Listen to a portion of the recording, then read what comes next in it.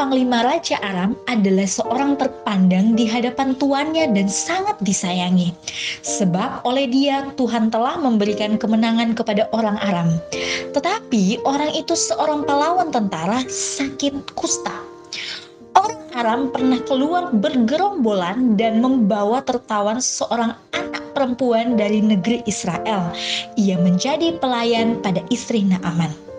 Berkatalah gadis itu kepada nyonyanya, sekiranya tuanku menghadap nabi yang di Samaria itu, maka tentulah nabi itu akan menyembuhkan dia dari penyakitnya. Lalu pergilah Naaman memberitahukan kepada tuannya. Katanya, beginilah dikatakan oleh gadis yang dari negeri Israel itu. Jadi Anda perhatikan, orang yang bangga akan Tuhan Allahnya, itu hidupnya mempermuliakan Tuhan. Nah, seperti apa hidup yang mempermuliakan Tuhan itu seperti apa, saudara? Lihat, ini orang yang benar-benar membuat saya takjub. Sering kali kita sadar nggak sadar, kita hidup dengan segala keterbatasan yang dibatasi oleh pola pikir kita sendiri. Tapi Anda kalau baca ayat ini, Anda akan mengerti, orang yang bangga sama Tuhan itu bisa menembus segala keterbatasan. Orang yang bangga akan Tuhannya akan melampaui segala yang terbatas. Orang yang bangga akan Tuhannya akan melampaui segala suatu dimensi-dimensi yang dia punya. Masa sih Pak? Coba saya bacakan pelan-pelan ayat yang kedua. Lihat Bapak, orang Aram pernah keluar bergerombolan dan membawa apa? Tertawan seorang anak perempuan dari negeri Israel. Ingat baik-baik, kita hari ini tertawan nggak? Halo? Enggak dong, Anda orang bebas. Ini tawanan Pak. Orang yang udah nggak punya hak suara, orang yang nggak punya hak untuk berkata-kata, orang yang juga nggak punya hak menentukan masa depannya dan juga hidupnya. Tapi lihat, orang yang tertawan bisa dipakai Tuhan sedemikian rupa untuk menyembuhkan seorang yang penyakit kusta. Bahkan yang penyakit kusta itu panglima TNI tertinggi di negara Arab. Kita sehat kuat, nggak pernah membawa jiwa buat Tuhan. Ini orang tertawan yang nggak punya masa depan bisa melakukan perkara besar bersama Tuhan. Kenapa? Dia banggakan Tuhan Allahnya. Haleluya. Belum selesai, lihat. Ia menjadi pelayan pada istri Naaman. Pelayan biasa, saudara. Di Singapura, di gereja banyak anak-anak putri-putri Esther. Mereka bekerja sebagai pembantu rumah tangga di Singapura. Dari seorang pembantu di gereja kita didik mereka. Hari ini banyak mereka dipakai Tuhan loh Pak.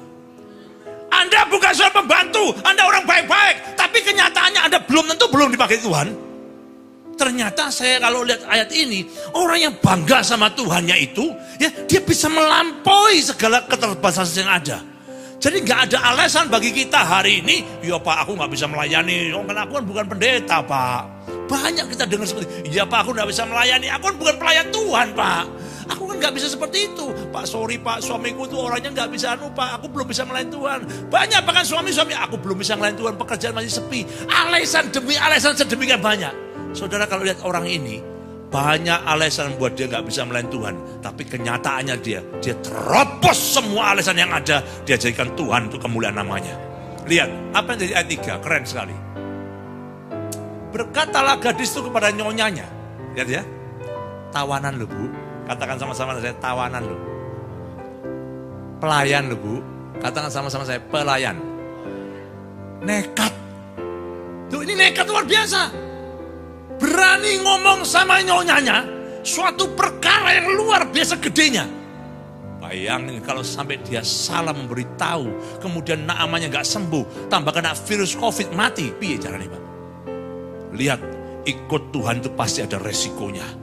Tapi kalau engkau banggakan Tuhan Allahmu, Tuhan yang kau banggakan tidak akan mempermalukan hidupmu. Semakin kau malu-malu sama Tuhan, Tuhan malu ngakui kau sebagai anak. Kebanyakan gaya saudara. Kadang-kadang saudara lihat baik-baik. Ini sama kayak gitu. Hanya pembantu kecil saja saudara. Bahkan maaf, tawanan, gak punya hak suara, gak punya hak hidup, gak punya hak menentukan masa depan. Tapi dia berani berkata pasti Nabi itu bisa nyembuhkan kau.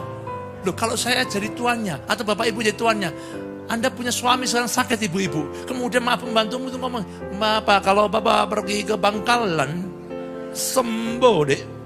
Anda percaya nggak? Belum tentu. Belum tentu. Ini raja loh Pak. posisinya Aram di atas Israel.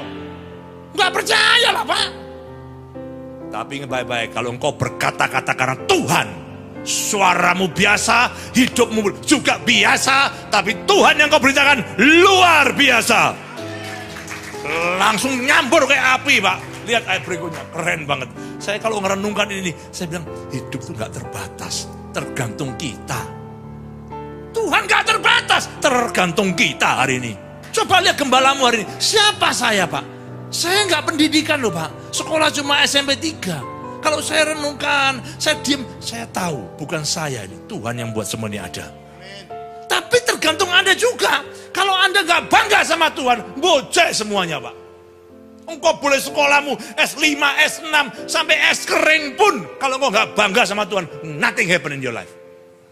Tapi kalau engkau hari gak punya apa-apa, Pak aku mana bisa aku nginjili pengusaha lebih kaya. Siapa ngomong?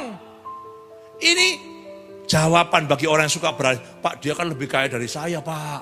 Mana mungkin aku bisa nginjili dia Pak. Gak peduli. Penginjilan bukan berarti kaya atau miskin. Tapi bagaimana engkau bangga sama Tuhan Allahmu. Amin. Haleluya.